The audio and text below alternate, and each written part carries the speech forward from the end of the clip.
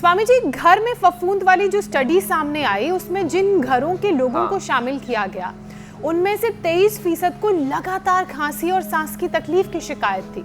प्रदूषण से होने वाली खांसी के लिए भी क्या कोई उपाय किए जा सकते हैं स्वामी जी?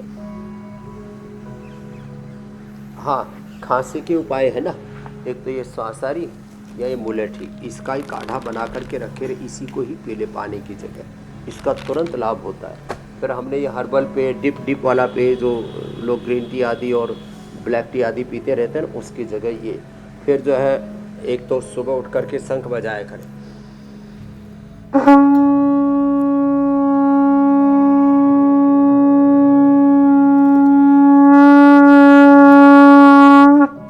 लंबा शंख वादन करें ऐसे, ये ऐसे 10-20 बार लगातार ना ऐसे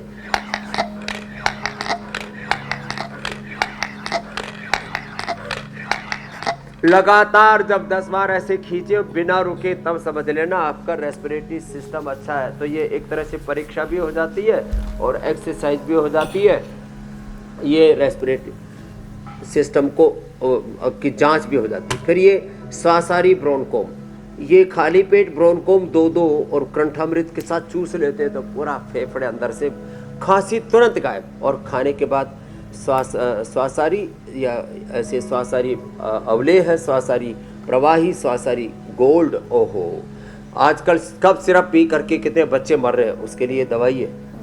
कफ सिरप के लिए, सर्दी जुकाम कफ खांसी के लिए सिंथेटिक दवाएं लेने की जरूरत नहीं, जड़ी बूटी।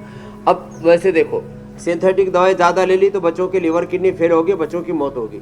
ये पीना नहीं चाहिए, लेकिन हमने 8 से लेकर 28 गुना तक डोज दे के देखी। यदि ये आधी बोतल भी कोई पी जाए तो उसका लीवर किडनी फेलियर नहीं होगा।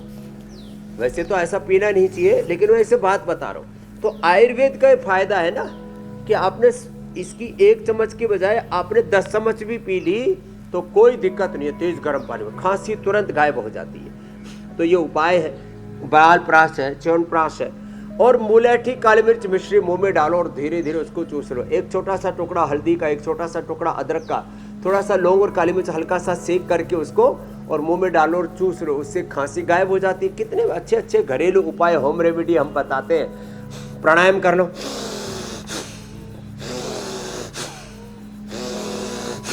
हमारे साथ डॉक्टर अशोक मित्तल जी है, बहुत ही सीनियर डॉक्टर है, MBBS डॉक्टर है, 69 की उम्र हो गई है।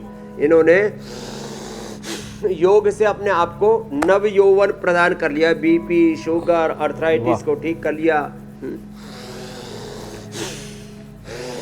स्वामी जी, साथ में बैठी पूनम ने अपना वेट 7 किलो कम कर लिया। विजय ने तो रे रामा रामा जो है हीमोग्लोबिन 4.6 पे आ गया था, 10 कर लिया। TLC, DLC, WBC ठीक कर लिया, नहीं तो अभी तक ब्लड कैंसर के शिकार हो जाते हैं। तो भस्त्रिका, कपालभाति, अनुलोम विलोम करें। तो स्वामी जी, प्राणायाम से पहले थोड़ा पसीना और बहाना है, आवश्यकता के अनुसार, अपने सामर्थ्य के अनुसार। मैं ये कह रही हूँ स्वामी जी, अभी थोड़ा सा पसीना और बहाना है, क्योंकि जो ये जो 30 मिनट है लोगों के पास, उसे वो भरपूर इस्तेमाल कर ले, अपने शरीर की थोड़ी पूजा कर ले। बाकी मंदिर की पूजा अपनी जगह है, लेकिन पहले शरीर की पूजा तो कर ले, इससे तो साथ ले।